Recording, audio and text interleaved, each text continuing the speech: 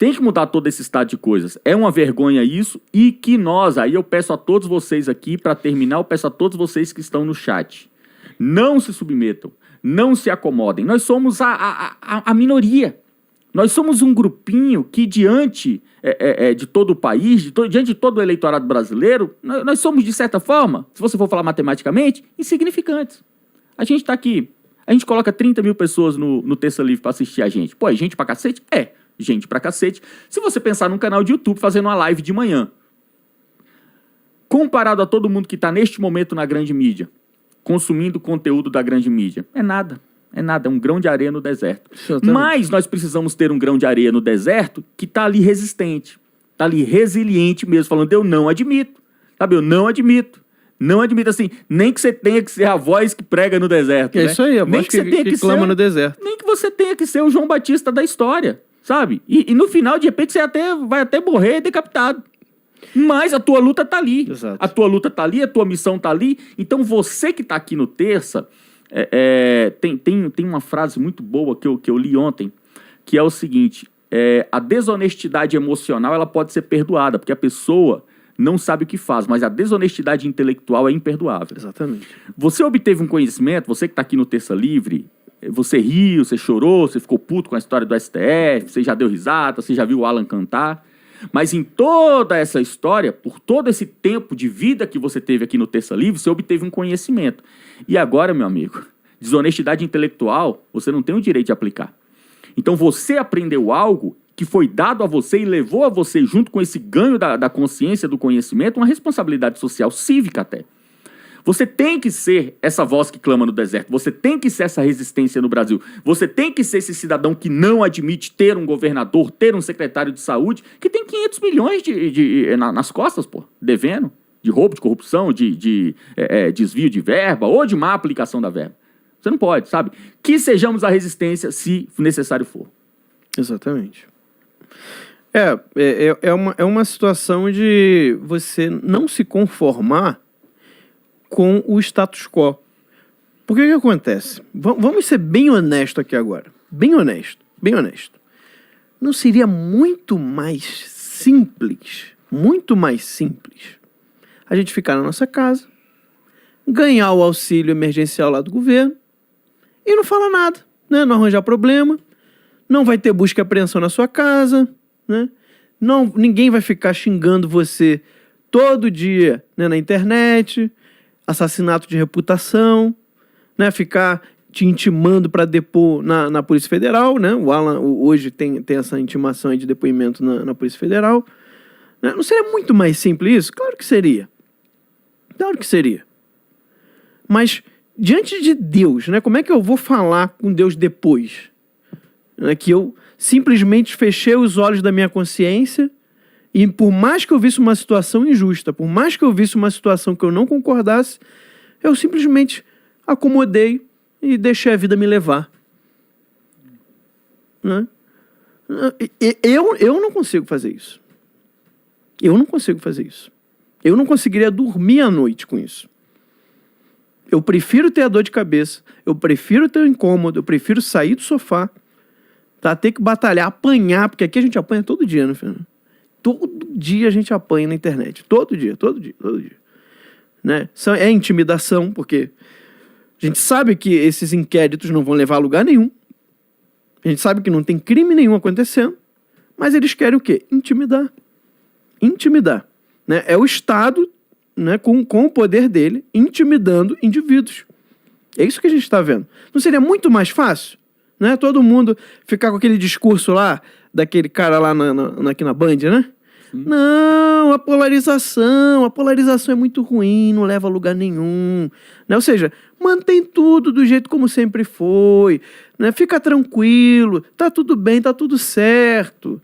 Né? Vamos conversar. Né? Mantém os esquemas. Né? Dá muito menos trabalho. É verdade, dá muito menos trabalho. Muito menos dor de cabeça. Você ainda ganha dinheiro fazendo isso. Tá? Porque muita gente quer ficar na sonolência. Né? Muita gente quer ficar naquele estado ali, né, de torpor. Né? Você vai consumindo, você vai dando alguma coisinha pro cara. Não, faz a live lá do sertanejo pra galera, né? Pra galera. Dá o auxílio né, o dinheirinho pra galera, dá uma cesta básica pra galera, que aí todo mundo fica de boa. Não podia fazer isso? Podia. Mas a gente não pode aceitar isso. Será que lá no fundo da sua consciência, se você fizesse isso, não ia ficar te incomodando? A mim ficaria. A mim ficaria. Por isso que eu tô aqui. Porque eu acredito. Eu acredito que as coisas precisam mudar. Eu acredito que o Brasil tem solução, sim. Só que não vai ser fácil. E não vai ser de uma hora para outra. Inclusive, eu acho que eu já estou vendo coisa demais no meu tempo de vida. Eu acho que a gente nunca veria um presidente conservador no meu tempo de vida eleito. Já vimos. Né? Agora, o que a gente precisa mudar? A gente precisa mudar a Câmara. A gente precisa colocar mais deputados conservadores na Câmara. E a gente precisa botar mais senadores conservadores no Senado. Tá? Eu costumo dar um exemplo seguinte. O Trump só não sofreu impeachment. Por quê? Porque ele tinha maioria no Senado americano. Sim. O processo de impeachment dele era ridículo. Inclusive tinha indícios do Partido Democrata cometendo crime, como agora já se confirmou. Mas já na época do processo já tinha esses indícios. Mas a Câmara dos Deputados votou a favor do impeachment do Trump. Com um processo ridículo. Por que votou a favor? Porque eles eram maioria. Só que no Senado, os republicanos eram maioria. Então eles foram segurar o processo. Agora, aqui no Brasil, se acontecer a mesma coisa no Brasil, o Jair só tem o povo. A maioria dele é povão, povo brasileiro. Porque Congresso, nem na Câmara, nem no Senado. Se eles conseguirem pautar algum processo de impeachment, aquilo ali passa. Se o povo não se revoltar, né, não fizer pressão, não sair na rua, passa. Tá? Passa fácil. Assim como aconteceu com o Trump, mas ele tinha lá o Senado. Então o que a gente precisa agora? A gente precisa agora colocar deputados conservadores, senadores conservadores. Graças a Deus, os deputados parece que estão acordando, né?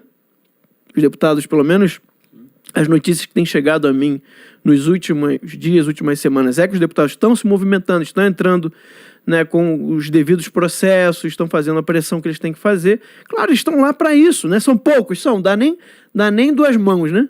Se a gente for contar os deputados conservadores que a gente tem hoje, não dá nem duas mãos. Né? Os senadores, parece que agora, né, daqui a pouco a gente vai falar, também parece que alguns acordaram. Senadores é pior, acho que não conta nenhuma mão, né? Não conta nenhuma mão.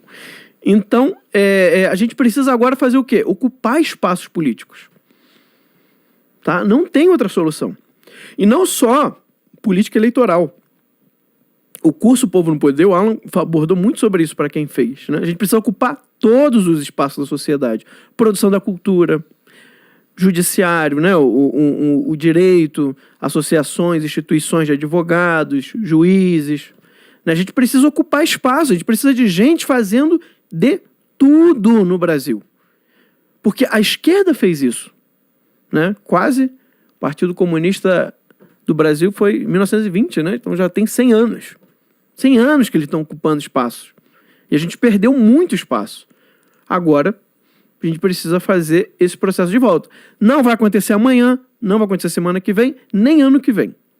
Tá? Isso é um processo longo, duradouro. Mas, se a gente ficar parado, se a gente ficar acomodado, que seria muito mais fácil, nunca vai acontecer. Então, é partir para a luta mesmo. Né? Veja aquilo que você saiba fazer e ponha as suas energias, tá, em prol disso. Você acredita nisso? Você acha que as coisas precisam mudar? Então, você precisa fazer. Ninguém vai lutar por nós. Tá? O Terça Livre tem feito seu papel. O Fernando Melo tem feito seu papel. Então, se cada um fizer, a gente consegue um Brasil, pelo menos, um pouco melhor, né, do que a gente tem hoje.